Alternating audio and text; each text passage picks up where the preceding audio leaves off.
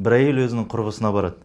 Сонда оған сол құрбысы балықты қуырып дайындап береді. Балықты дайындаған кезде құйрығы мен басын кесіп тастайды. Сонда құрбысы сұрайды: "Ей пәленше, басы мен құйрығын не үшін кестің?" деген кезде: "Білмеймін, менің анам сөйтетін еді" деп жауап берген екен. Одан кейін хабарласады да анасына: "Анашым, сіз неге балықты қуырған кезде басы мен құйрығын кесетін едіңіз?" "Мен білмейді екем, менің анам сөйтетін еді" дейді. Сөйтіп, ол да өзінің анасына хабарласып, былай айтқанда апасына. Сонда апасы жауап берген екен: "Мен бас пен құйрықты кесетін себебім, менің табам кішкентай еді, сол үшін басы мен құйрығын кесетін едім." Енді бұдан алатын сабақ: бұрынғылардан қалған әдет, дұрыс деген нәрсе жоқ.